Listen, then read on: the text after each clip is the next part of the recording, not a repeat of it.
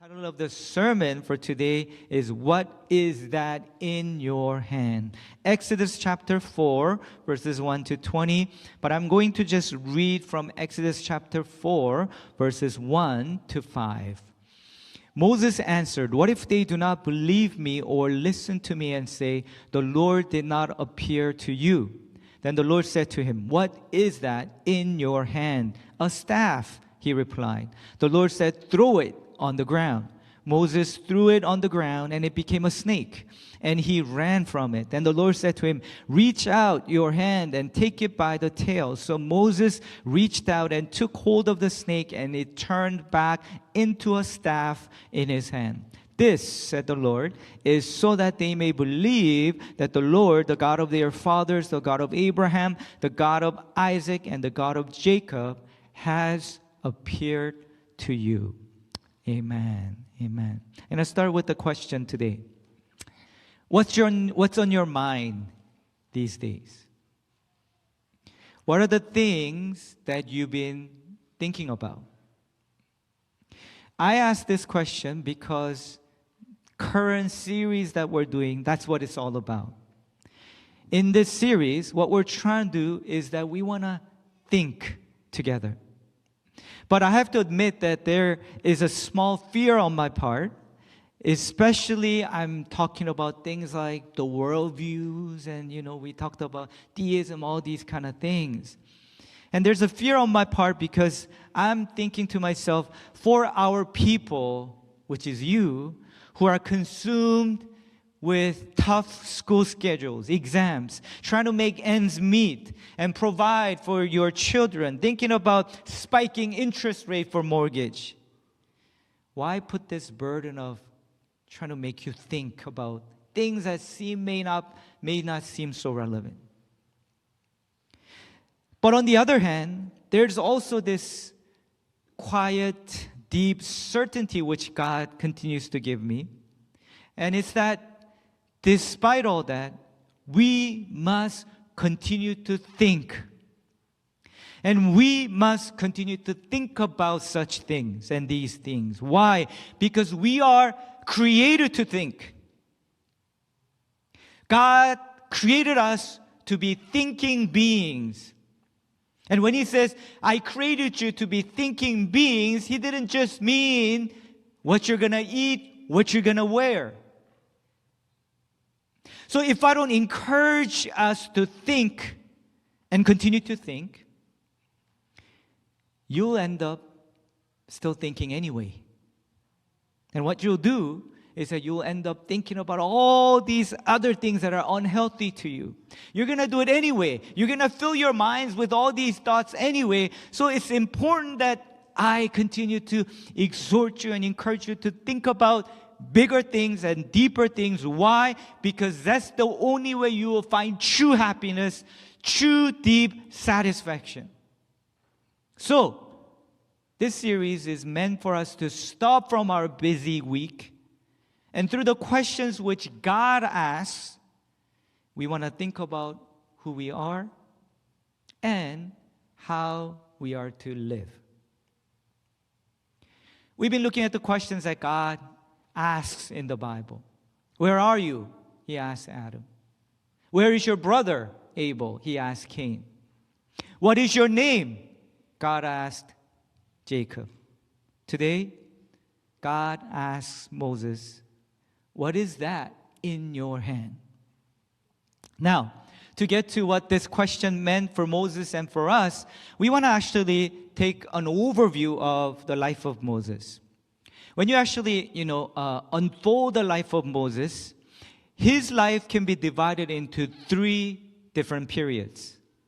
The first period, as you see on the table, is the first 40 years of his life, which he spends in Egypt, and he spends the first 40 years of his life as the prince of Egypt. He's actually a Hebrew person. But we know the story, right? Some of you have heard the Sunday school stories, watched the Prince of Egypt movie. And basically, he was born as a Hebrew baby, but Pharaoh, the king of Egypt, wanted to get rid of all the young boys that are Hebrew. But then he ends up being in a reed basket, right? And then he floats along in the Nile River, and it ends up in the hands of Pharaoh's daughter. And because Pharaoh is king and his daughter is princess, so Moses becomes the prince of Egypt. But at the age of 40, things go totally south for Moses. No offense to people who live in the south.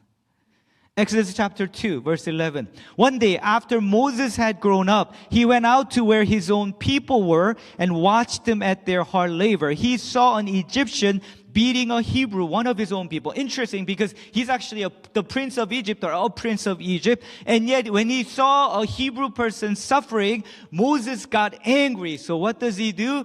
He strikes down that Egyptian person who's making the Hebrew person's life miserable, and Moses kills that Egyptian person. Verse 12, looking this way and that, and seeing no one, he killed the Egyptian and hid him in the sand. The next day he went out and saw two Hebrews fighting. He asked the one in the wrong, "Why are you hitting your fellow Hebrews?" So Moses commits this murder, kills an Egyptian, and the next day he goes out and he sees two of his own people fighting. Why are you fighting each other? We are Hebrew. We are the same, one people. And one of them answers, "Who made you, Moses, ruler and judge over us? Are you thinking of killing me as you kill the Egyptian?" Then Moses was afraid and thought, "What I did must have become known." When Pharaoh heard of this, he tried to kill Moses, but Moses fled from Pharaoh and went to live in Midian, where he sat down by a well. You know, Pharaoh probably heard about this and he's like, good, it's an opportunity to get rid of possibly a competition, right? For someone who may possibly be on the throne. So what a perfect reason to get rid of this Moses. He's not even an Egyptian anyway. But Moses, in fear, flees to Midian. And there now, go to the next table. He spends the next 40 years of his life in Midian as the shepherd of Midian. How did Moses feel? Well, we see a glimpse into how he must have felt when he says in verse 21 of chapter 2, Moses agreed to stay with the man who gave his daughter Zipporah to Moses in marriage. So he marries a Midianite person. Zipporah gave birth to a son, and Moses named him Gershom, saying, "I have become a foreigner in a foreign land." So even in Midian, he's like, I am a foreigner here, and I'm in a foreign land, and I don't belong here. So he lived with that heart for the next 40 years. So up to this point, if we were to describe Moses' life in terms of school grade, and I don't want to bring up any trauma for some of you who are students here, but let's just say we call this the school of life. And the grades that Moses been receiving in his life up until this point is the grade that none of you ever received, which is F all the way through. Because he had become a failure. That's the first F he received. In his anger, he struck down the Egyptian and he became a murderer and he became a failure. He receives another F because in fear, he flees, so he becomes a fugitive. And at the end of the 40-year period in Midian, he's become someone who is feeble and weak. So in the school of life, up until this point, F is all he's been receiving. I don't know, am I actually bringing up some trauma here? Is that why you guys are so quiet? Yeah, don't worry. His life becomes an A plus. So your grades will as well. I know none of you ever get F. I know. You never. Not F. Maybe D, but not F. But it is at this point that God appears to Moses. And God says to Moses, "I will send you back to eat people out." And instead of Moses going, "Finally my time's come," he goes, "No, I can't. God, I cannot do that. They're not going to listen to me. I don't have what it takes." And why do you, Moses, respond this way? Wasn't this your dream? That's why you struck down that Egyptian, didn't you? But it's understandable. Why? Because by this time, he's no longer a prince. but a powerless, nameless, Midianite shepherd. That's all he was. And by this time, he had nothing. And he had become nothing and nobody. So I wonder, this is just my imagination. God comes and says to Moses, Moses, I want to send you to Egypt. I'm going to use you. And Moses says, well, God, but I can't do it. I don't have what it takes. I don't have anything, in fact. And I wonder if God in his mind thought, well, actually, that's true. You got nothing, Moses. But then God's thinking, I'm still going to use this Moses. So let me look. What does he have? Does he have anything? God is thinking, right? In my imagination. God's thinking, what does he have? Okay, he's got that staff in his hand. So staff in his hand. And God says, well, Moses, what is that in your hand? Why does God ask Moses, what is that in your hand? And as Moses is holding that staff, because literally, that's all Moses had left by now. He didn't have anything else. That was it. So how would Moses have felt when God says, what is that in your hand? Well, this staff, Lord, this rod I have in my hand, but what about this rod, God? And that's why God tells Moses, throw it on the ground. And as soon as he does, it becomes a snake. And God performs this, amazing miracle to take place. And then God says, go grab the snake by the tail. And he does, which you should never do. You grab the snake by the head, but you grab it by the tail. You may actually die by being bitten, but he does it anyway. And then it turns back to staff. Why does God do this? Because God wants to change his heart. Because Moses is saying, I've got nothing. Well, you got that staff, don't you? The rod in your hand? Yes. Well, try this. You see, you don't have anything but this staff. But if I do something amazing like this happen.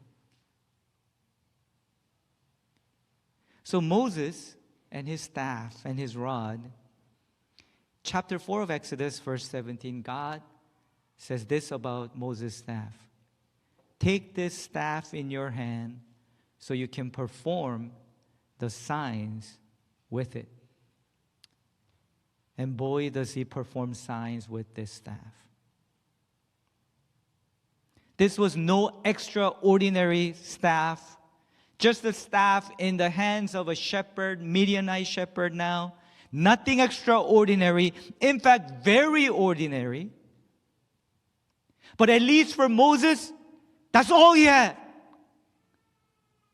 And God saw it fitting that if that's all Moses had, I will use that to do some awesome stuff. And God does some amazing stuff with the staff in Moses' hand. Exodus chapter 4, verse 18. Then Moses went back to Jethro, his father-in-law, and said to him, let me return to my own people in Egypt to see if any of them are still alive. So Moses decides to go back. But when he goes back, verse 20, God calls this staff not the staff of Moses, but he says he took the staff of God in his hand. Man, I don't know what kind of staff you have left in your life. And I don't know if that's all you have left in your life. I hope and pray that God will change that into the staff of God.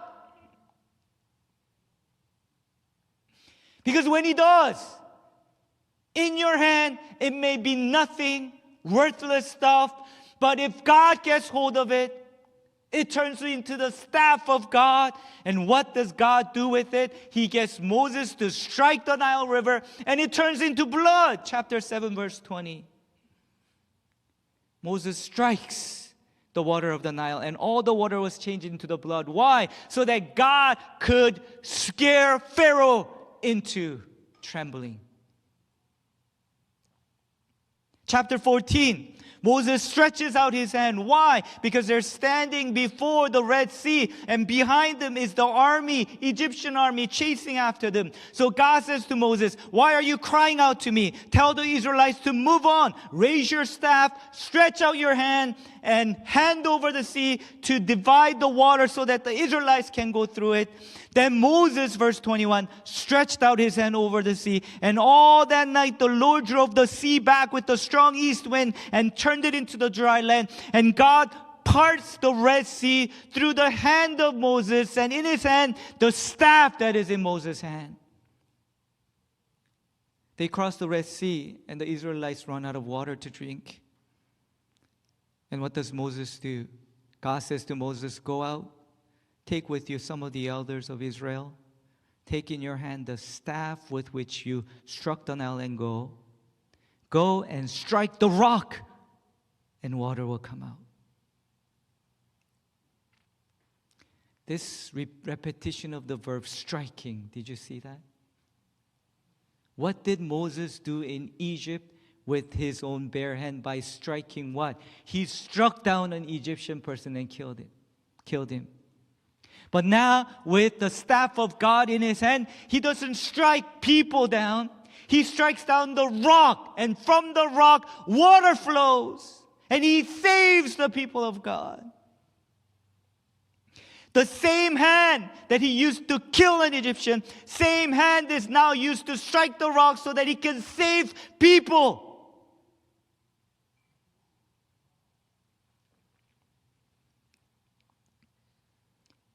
The question, why did God do this through Moses?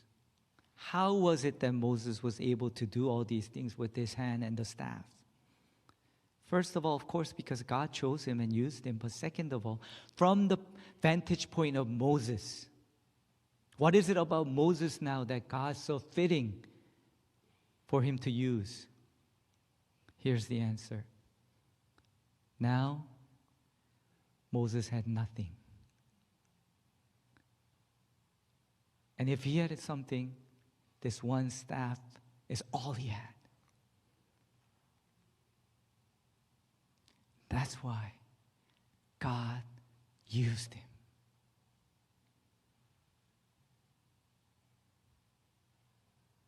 And for the next 40 years of his life, until he dies, next table, now he lives the final 40 years of his life as the shepherd of Israel. I want you to pay close attention to this table now. Life of Moses. And put life of me, my life, and try and see where you are in your life.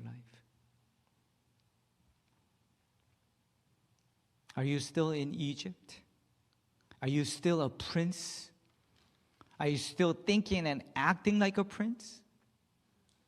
Are you still living your life thinking that you have enough strength in your hands?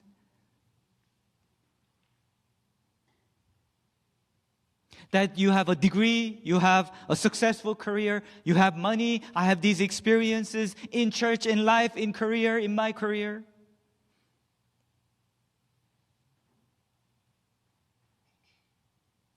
Sometimes we think that God doesn't use us because we don't have enough power. It's actually the opposite. Sometimes God doesn't use us because we have too much power. Too much power of our own. Sometimes we think that God doesn't use us because we don't have enough skill. It's actually the opposite. God doesn't use us because we have too much skill. As I'm seeing this table and the staff of Moses, I couldn't help but think, could this Moses in Egypt be us modern day Christian, modern day church, modern day West, church in the West? We're just dwelling in our palace. We got everything. So we're too powerful for us. Too powerful for God to use us. We're too strong for our own good.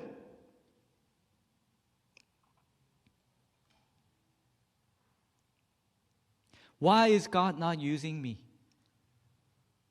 Is it possible that He's still waiting, just like He waited for Moses? I want to use you and I will, but you're still too strong. You still have too much of your own strength, own power, own confidence.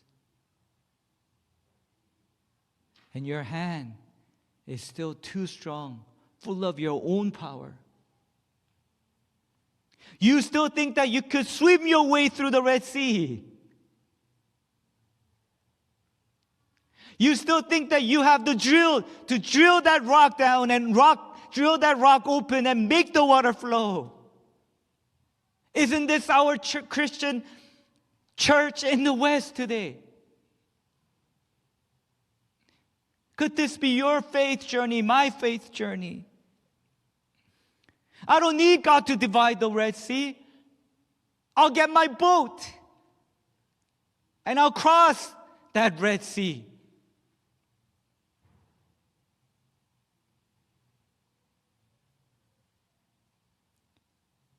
Is it possible that He's still waiting for you? Don't make Him wait. If you see the table, between going from the prince of Egypt to the shepherd of Israel was the place and the time of Midian. But what came in that time was humility. Without that humility, God cannot bring you into using you for His glory, for service and building His kingdom. With that said, I do wonder if some of you feel like you're standing in Midian. You once had the pride of a prince. You once had this pride that you are good at what you do. Man, I was straight A student in high school. What did first and second year university do for you? Still A+? Great. But if your experience is like mine, I know, yeah.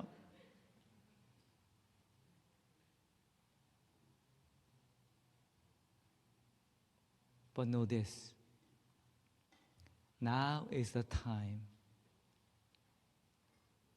And God can use you now as His staff. Because that's all you've got now. That's all I am. God, if I'm honest with myself, I'm just the staff of Moses. Not extraordinary, but just ordinary staff. But that's all I am. That's all I have. Good. Now ask God to turn your life into the staff of Moses, which becomes the staff of God. If you thought you just kept pushing with your, academics, and if you kept pushing to the next stage, get that job, build your career, you thought you'd become successful, but you hit a wall. And you're stuck. You're no longer that prince that you used to be. Well, now, then ask God. Then make me into Moses now.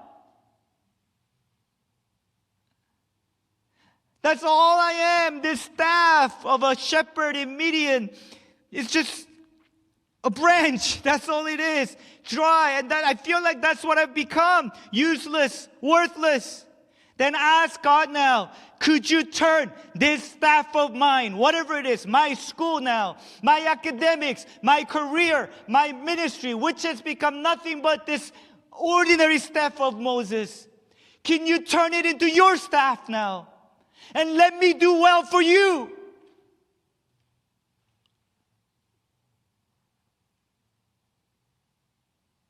The experience that we go through is hard. There's at least once we all hit this period in our lives, our Midians. But our medium might just be the grace of God that He's showing us. Why? Because if we don't go to this median period, we will continue to think that we are the prince of Egypt, trying to do it on our own. And we think that we're good enough, smart enough, powerful enough. But God doesn't want to make you a prince of Egypt. He wants to turn you into the shepherd of His people, Israel. You see, God has a different plan. So He takes you through the Midianite experience.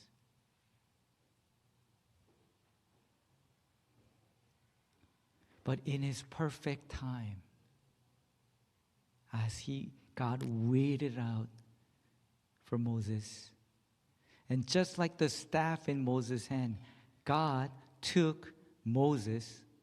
I think the staff is actually symbolic of Moses himself. God took Moses in His hand, and now He started using him.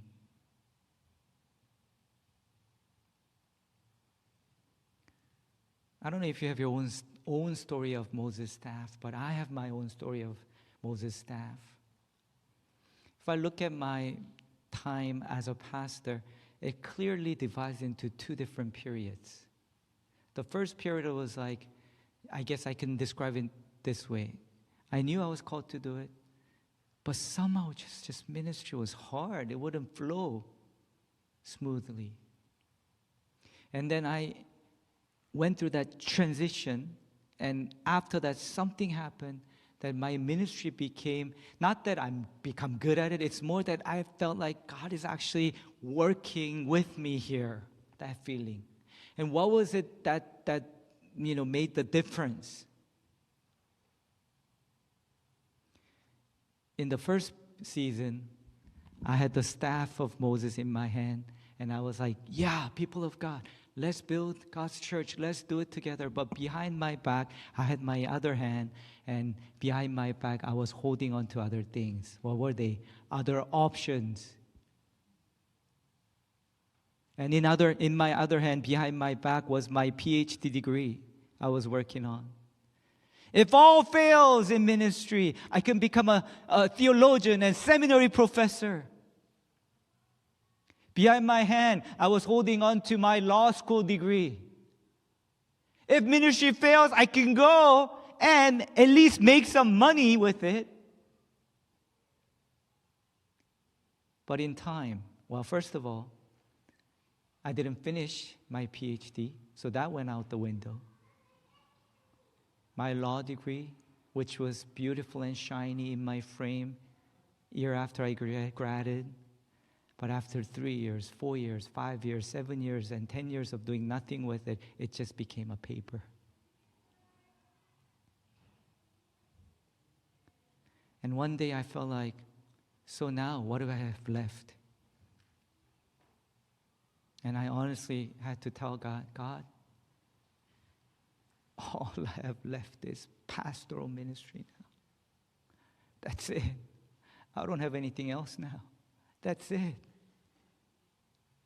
But then that's when ministry started to flow like river.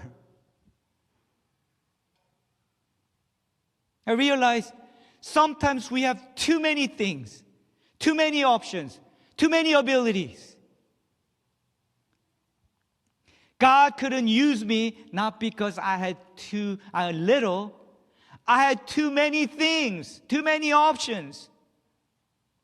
Now, all I have is the staff of Moses, which in my life is just pastoral ministry. I have no other option. One Hope is the only staff I have. I have no other staff where I can go secretly pick using and be part of. This is it.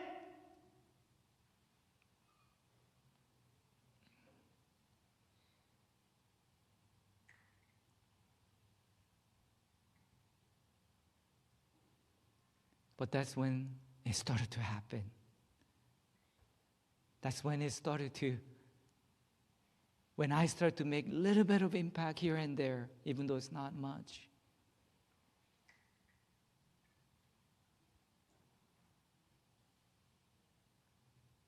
So if you feel like you've hit that bottom and you're like, I don't have anything now but this, good. Now something can happen with it. Only if you respond when God says, what is that in your hand? I don't have the youthfulness anymore. I don't have the health I once used to have.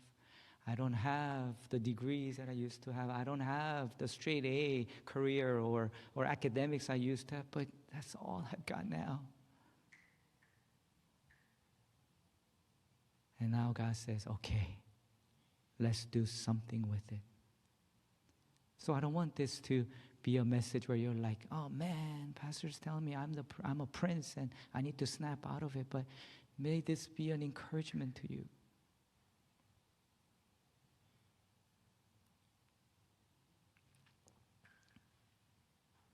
And let's be grateful and thankful as we look at Moses' life. Even as we're going through the Midianite experience and time, if Moses was faithful, God was faithful to Moses in this way, our Midianite experience and time will not last forever.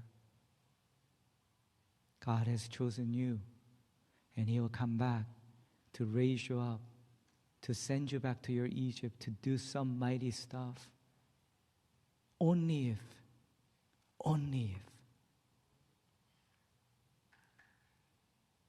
you'll truly let go of some of the things that you're holding dearly onto.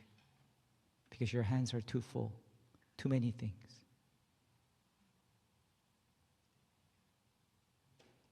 So let a new prayer begin for us starting today. And that prayer is this: take me as I am, Lord, and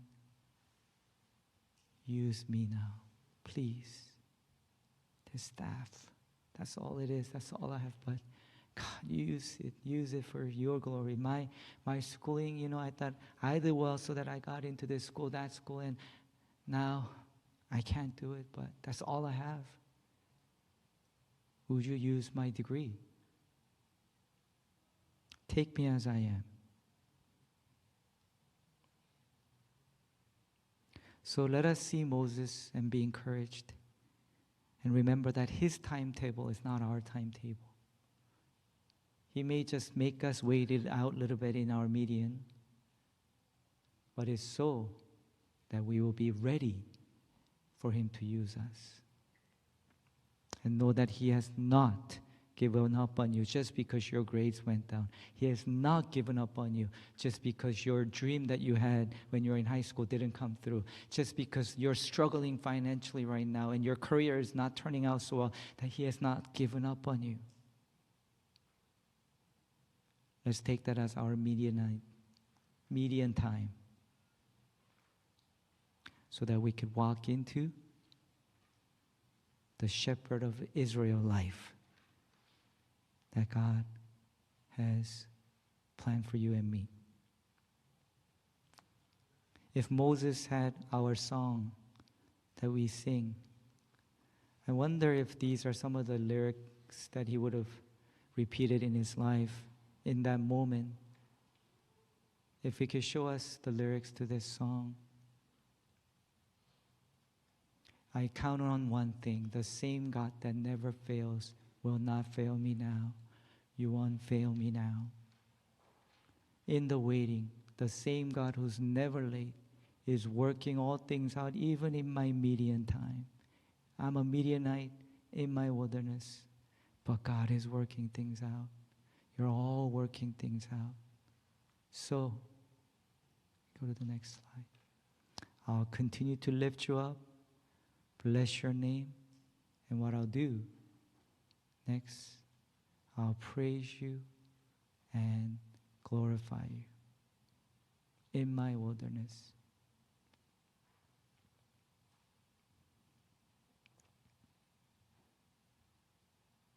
I think we have to sing this, even though the plan wasn't this. Right? We're singing this? Was this the plan? Oh, okay. Then let's come. I thought I was like, did I read the wrong song? I swear this was the song I wanted us to sing. So friends, be encouraged. Let's hope again. But let's also surrender as well. Let's say, I will to the Lord, and let's surrender to God. God, yes, I acknowledge I've been too much of an Egyptian prince. I surrender now. So would you stand with me? Let's respond to the Lord.